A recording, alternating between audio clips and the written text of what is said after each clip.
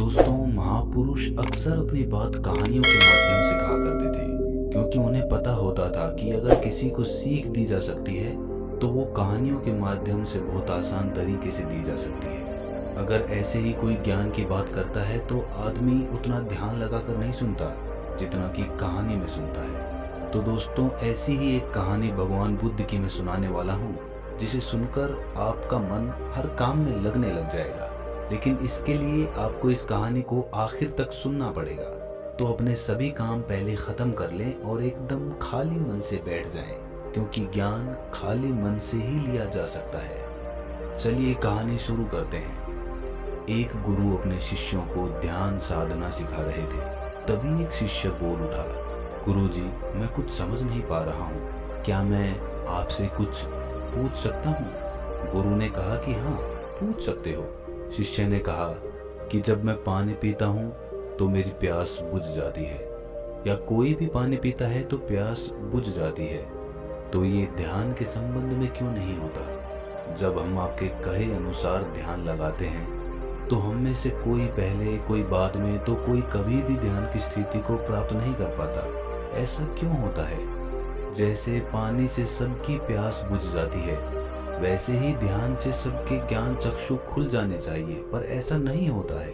गुरुजी ने कहा कि कल हमें किसी ने भोजन पर आमंत्रित किया है, कल तुम मेरे साथ चलना, मैं तुम्हारे प्रश्नों के उत्तर वहीं पर दूंगा। अगले दिन दोनों गुरु शिष्य भोजन के लिए एक धनी आदमी के घर पहुंचे। धनी आदमी की पत्नी ने उन्हें भोजन पर बुलाया था। दोनों भोजन करने बैठ गए। उन्हीं के साथ वो स्त्री का पति भी भोजन करने बैठा हुआ था।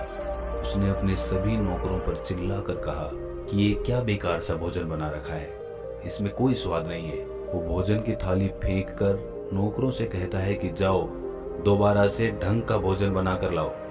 उस धनी आदमी की पत्नी दोनों गुरु शिष्य से क्षमा मांगकर उन्हें भोजन परोसने लगी। दोनों ने भोजन किया, लेकिन गुरु ने अपनी थाली में 2 रोटी छोड़ दी। गुरु ने उस स्त्री से कहा कि बेटी, क्या तुम मुझे ये 2 रोटी बांध कर दे सकती हो? स्त्री ने उन दोनों रोटियों को बांध कर दे दिया। उसके बाद दोनों वहां से निकल गए। रास्ते में गुरु ने शिष्य से पूछा कि तुम्हें भोजन कैसा लगा? शिष्य ने कहा, भोजन स्वादिष्ट था, मुझे तो पसंद आया, मुझे भोजन करके बहुत अच्छा लगा।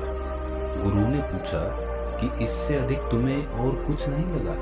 शिष्य ने कहा, इससे अच्छा और क्या लग सकता है गुरुदेव, मेरी भूख मिट गई और मेरा पेट भर गया। गुरु ने कहा कि भोजन तो अच्छा था, फिर उस स्त्री के पति को भोजन पसंद क्यों नहीं आया?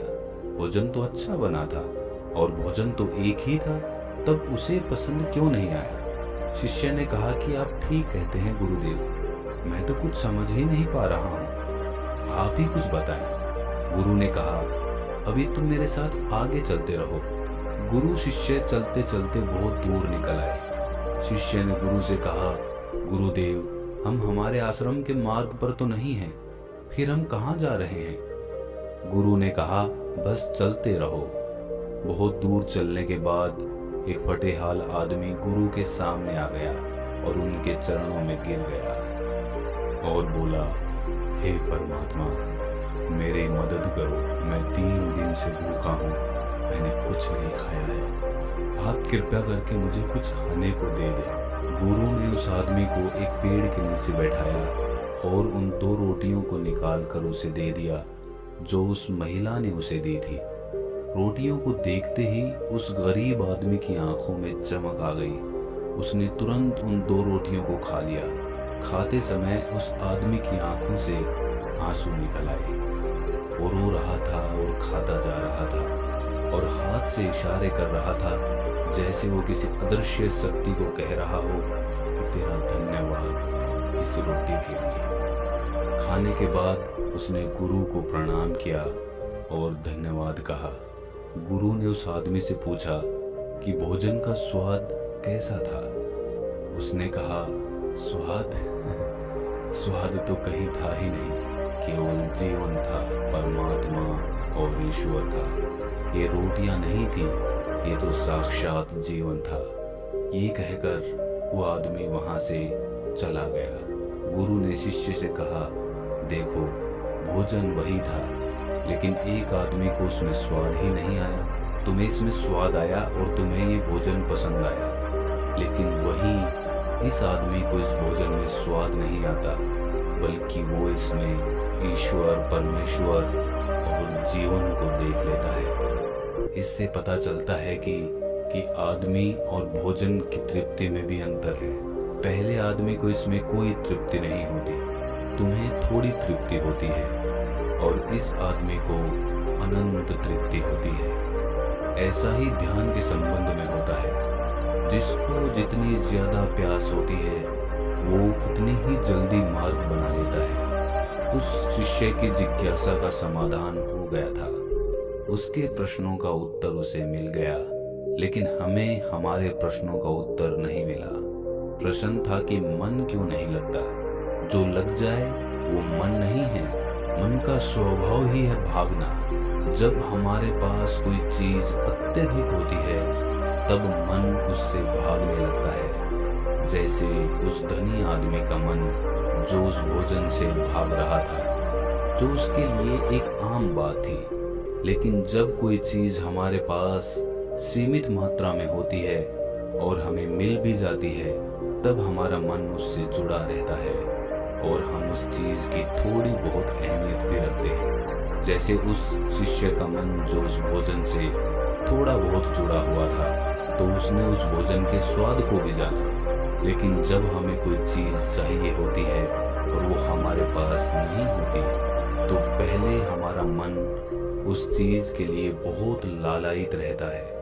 वो हर हाल में उसे पाना चाहता है। लेकिन जब कोई चीज प्राणों से जुड़ी हो, जैसे कि वो 2 रोटी, और जब बात प्राणों पर आ जाए तब मन गायब हो जाता है। तब आप स्वाद नहीं देखते, भोजन का प्रकार नहीं देखते, तब आपको सिर्फ भोजन चाहिए होता है। तब आप एकाग्र हो जाते हैं। भोजन के लिए जो मिले उसी में आपको आनंद आ जाता है। स्वाद हो या ना हो, आपके प्राण अंतर तक उसे स्वीकार कर लेते हैं। और ये तब होता है जब मन नहीं होता। हम हमारे मन को लगाने की बहुत कोशिश करते हैं। कुछ पढ़ाई में लगाने की कोशिश करते हैं तो कुछ अपने काम में लगाने की कोशिश करते हैं।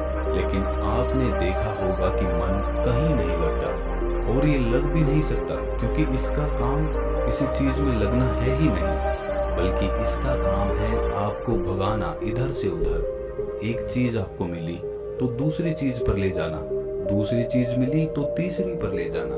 मन संतुष्टि को जानता ही नहीं है, ये केवल पाना जानता है, पाने के बाद भूल जाना जानता है। जो मिल गया है उसे छोड़ देने की आदत होती है, जो छूट गया है उसे फिर से पा लेने की आदत मन की होती है। अपनी जिंदगी के पिछले हिस्से को देखो और जानो कि क्या आपका मन कहीं लगा है, कहीं रुका है, या ये केवल आपको अभी तक भगाए ले जा रहा है और आप भाग रहे हैं। अब सवाल आता है कि अगर मन का काम भागना या भगाना है, तो क्या जिंदगी भर हम भागते ही रहेंगे? क्या हम कहीं नहीं रुकेंगे? ध्यान से देखो तो जिंदगी ऐसी ही है। जन्म से लेकर मृत्यु तक इंसान भागता ही रहता है, कभी किसी चीज के पीछे तो कभी दूसरी चीज के पीछे। लेकिन फिर भी कुछ इंसान अपवाद हो जाते हैं और वो ठहर जाते हैं, भागना बंद कर देते हैं। तब चीजें उनके पीछे भागने लगती हैं, वो किसी चीज के पीछे नहीं भागते हैं। इसका सबसे बड़ा उदाहरण है गौतम बुद्ध। हम आम लोग कैसे अपने जीवन में ठहराव ला सकते हैं, कैसे हम अपने जीवन में एकाग्रता ला सकते हैं, कैसे हम अपने जीवन में अपने मन को नियंत्रित कर सकते हैं। और इसका एक ही रास्ता है, और वो है ध्यान। मन भागता है, ध्यान ठहराव लाता है। मन लालच देता है, ध्यान लालच को देखने की दृष्टि देता है। मन कहता है दूसरी चीज को पकड़ ले, ध्यान कहता है जो मिला है उसे तो जान ले। ध्यान एकाग्रता लाता है, लेकिन ध्यान को लेकर भी हम भ्रमित रहते हैं। ध्यान का मतलब आंखें बंद करके बैठ जाने को ही समझ लेते हैं। एक छोटी बच्ची बहुत अच्छी बांसुरी बजाती है, और जब बांसुरी बजाती है तब उसके सुर में खो जाती है, तब उसका मन गायब हो जाता है। उसके प्राण केवल उस बांसुरी की धुन में ही रम जाते हैं, और वही उसका ध्यान बन जाता है। लेकिन ऐसा इसलिए होता है क्योंकि इस लड़की को उस बांसुरी में रस आता है, आनंद आता है। यही उसकी प्रकृति है। वो वही कर रही है जो वो कर सकती है, जिसमें उसको आनंद आता है। एक अध्यापक है जो अपने छात्रों को पढ़ाता है तो उसमें खो जाता है। वो अपने प्राणों से उस पढ़ाने का आनंद लेता है, उसमें उसकी रुचि है, यही उसकी प्रकृति है। जब वो पढ़ा रहा होता है तब उसके मन में कोई हलचल नहीं होती। वो ना तो तब भूतकाल की सोचता है ना भविष्यकाल की। वो केवल वर्तमान के क्षण में रहता है और यही उसका ध्यान होता है।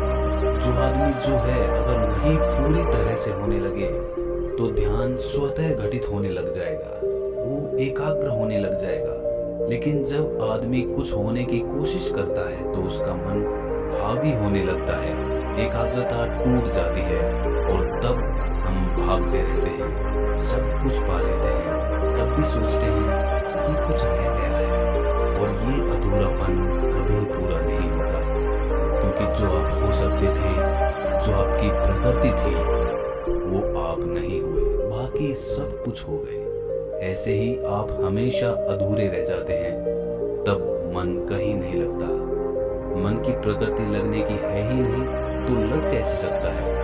जो लगता है वो एकाग्रता है, वो ध्यान है, और जहां आपको एकाग्रता मिल जाए समझ लेना वही आपके लिए बना है, जिस पर चलकर आप संपूर्ण हो सकते हैं। तो दोस्तों, कैसी लगी आपको ये कहानी कमेंट सेक्शन में जरूर बताएं। और हाँ, अगर अच्छी लगी तो इस वीडियो को लाइक कर दें और ऐसी ही ज्ञानवर्धक कहानियाँ और बातें सुनने के लिए हमारे चैनल को अभी सब्सक्राइब कर लें।